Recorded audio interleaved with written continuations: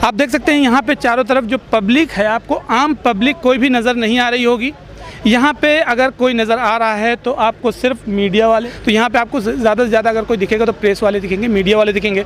हमारे साथ में जो लोग हैं हम उनसे भी बात करने की कोशिश करेंगे कि जो दंगे फसाद हुए थे आखिरकार उसका रीज़न क्या था और इसको किस तरह से रोका जा सकता है। हमारे साथ में खतीब तिहामी हैं, हम उनसे बात करेंगे कि क्या वो इस दंगे के बारे में जानते हैं और आखिरकार में क्या मकसद था इसका। भाई जो पिक्चर सामने आई है उससे ये जाहिर है कि ये दंगा प्री प्लान्ड है और ये बीजेपी आरएसएस के ज़रिए जुलूस लेकर जाना है मुस्लिम एरियाज से, ख़ास तौर से मस्जिद के सामने से जुलूस निकालना है और वहाँ पर हुड़दम मचाना है, मस्जिद के सामने खड़े होकर मुसलमानों को गालियाँ देनी है और उसके बाद फिर अगर वो एहतजाज करते हैं या मना करते हैं तो फिर उनकी पिटाई करनी है और दंगा भड़काना है। ये जुलूस तो पहले भी निकलता था, धार्मिक जुलूस तो पहले भी निकाले जाते थे, फिर ऐसा क्या था इस बार?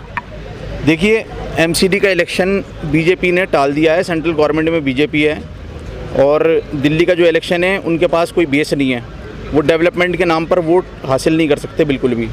तो उनके पास सिर्फ एक ही फंडा है, हिंदू और मुसलमान, उसी की बेसिस पे वो वोट ले सकते हैं और उसका एक एग्जाम्पल ये जहांगीरपुरी का ये जो मार्का सामने आया वो है। देखिए, ये मैसेज देना है, ये रिवायत उत्तर प्रदेश से शुरू हुई थी कि जो भी क्रिमिनल्स हैं उनके घर तोड़ दो। भाई किस संविधान में लिखा है, किस कानून में लिखा है कि अगर कोई क्रिमिनल है तो उसके लिए लॉ है, कोर्ट है, संविधान है, कानून है, उसको सज़ा दो। उसके बच्चों का क्या दोष है उसके अंदर, उसकी बीवी का क्या दोष है, उसके माँ बाप का क्या दोष है।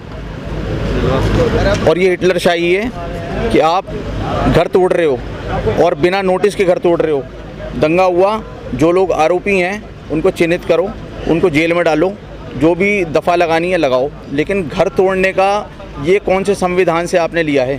तो आरोपियों को तो चिन्हित किया गया है और उन पे कार्रवाई भी हो रही है, तो प्रशासन ने तो कार्रवाई की है अपनी, और जो आरोपी थे, दंगाई थे, उनको अंदर भी कर दिया। भाई मैं ये कहना चाहता हूँ कि कार्रवाई एक तरफा है। आप यहाँ पर आके देखें, जो अरेस्ट हुए हैं उसमें ज़्यादातर लोग एक समुदाय के हैं और उन्हीं के घर तोड़े गए, उनकी दुकानें तोड़ी गई हैं। यहाँ पे तो गुप्ता जी की भी एक दुकान है, वो भी तोड़ दी गई है, तो आप ये कैसे कह सकते हैं कि एक समुदाय के तरफ जो है बुलडोजर चला है, बाकी नहीं तोड़ी गई? इसमें तो दोनों लोगों को नुकसान हुआ है। नहीं, मैं ये कहना चाह रहा हूँ कि घर तोड़ने का आप किस संविधान से, किस कानून से लेकर आए हो? भाई आपने बिना नोटिस के कोई कार्रवाई होती है। पूरी दिल्ली में बहुत सी कॉलोनीज ऐसी हैं जहाँ पर अतिक्रमण है, जहाँ पर एनक्रोचमेंट है, वहाँ पर आप साफ़ करो। तो ये इलीगल एरिया पे चला है ना बुलडोज़र। और दूसरा मैं ये कहना चाहता हूँ कि एनक्रोचमेंट कोई ये दंगे के बाद कोई शुरू हुआ है, ये तो सालों से चल रहा है, जब तो आपको ख्याल नहीं आया। कहने का मतलब ये है कि लोगों को नोटिस भी नहीं पहुंचा। अगर नोटिस पहुंचा होता तो लोग दुकान से अपना सामान खाली कर लेते, जिससे शायद उनके पास में एक एसेट रहता और वो दोबारा जब कहीं ना कहीं कंस्ट्रक्शन में होता या दुकान दूसरी स्टार्ट कर सकते थे, लेकिन उनके पास में दुकान के साथ साथ सामान भी हटाया जा चुका है। मैं तो ये कहूँगा ये ट्रेंड चल चुका है, ये गरीब की, मजलूम की, माइनॉरिटीज़ की आवाज़ दबाई जा रही है, गला घोटने का काम किया जा रहा है। ये एक डर का माहौल पैदा किया जा रहा है कि आप हमारे ख़िलाफ़ बिल्कुल आवाज़ मत उठाओ। अगर आप आवाज़ उठाओगे तो आपको कुचल दिया जाएगा, आपके घर पे बुलडोज़र चलवा दिया जाएगा। जो यहाँ पर यात्रा निकली थी उसमें क्लियर इमेजेस हैं, लोगों के पास तलवारें भी थीं, लोगों के पास पिस्टल भी थी, लोगों के पास भाले भी थे। भाई एक जुलूस में लोग क्या करने के लिए आ रहे हैं, तलवारें और भाले लेकर, और उसकी परमिशन किसने दी? क्या दिल्ली पुलिस के संज्ञान में नहीं था कि इतना बड़ा यहाँ पर एक जुलूस निकलेगा, शोभा यात्रा निकलेगी और उसमें लोगों के पास तलवारें भी होंगी और पिस्टल भी होगी? आपने निकलने क्यों दिया? ये दिल्ली पुलिस के ऊपर एक सवाल खड़ा होता है। हाँ बिल्कुल सवाल खड़ा होता है, आप कैसे निकलने दे रहे हो उस चीज़ को? और जब दंगा हो गया, और दूसरी बात ये है, हम सब के मज़हब का सम्मान करते हैं। हमारा मज़हब ये सिखाता है कि आप जितने भी मज़ाहिब हैं सबका सम्मान करो। हम किसी मंदिर के आगे नहीं चिल्ला रहे जाके,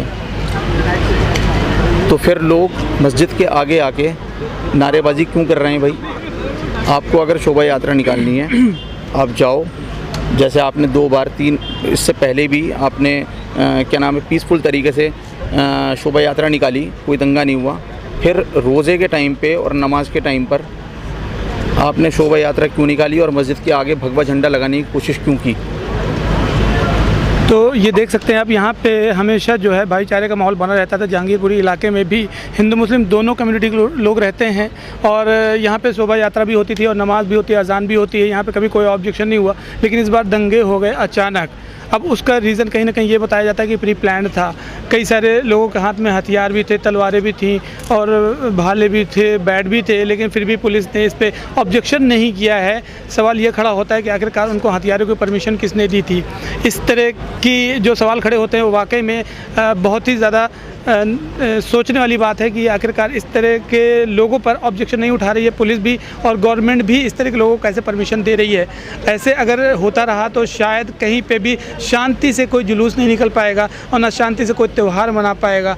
इस तरह से जैसे कि उन्होंने कहा कि मंदिर पे कभी भी कोई भी मुसलमान जाके शोर नहीं करता, हल्ला नहीं करता। ये बेशक ये बहुत सारे ऐसे हिंदू भाई भी हैं जो मुसलमानों के साथ में बैठ के रोज़ा अफ्तार करते हैं और रोज़ा अफ्तार कराते भी हैं, जिनके यहाँ पे मुसलमान भाई जाते हैं और साथ में बैठ के पूरी तरीके से हर त्यौहार मनाए जाते हैं। लेकिन कुछ लोग ऐसे हैं जो अमन भाईचारे को ख़त्म किया जा रहा है, हिंदू और मुसलमान में लड़ाई पैदा कराई जा रही है। ये समझ लीजिए कि हिंदू और मुसलमान अमन से रहना चाहता है, उसको अमन से नहीं रहने दिया जा रहा है। कुल मिला के बात भाईचारे को ख़त्म करने की आ रही है आखिरी में। लेकिन बुलडोज़र आखिरकार चला के उनको क्या मकसद है बुलडोज़र चलाने का? ये टोटली असंवैधानिक प्रक्रिया है। ये मुझे दिल्ली में तो कम से कम ऐसी उम्मीद नहीं थी। माननीय सुप्रीम कोर्ट के आदेश के बावजूद ये काम चलता रहा।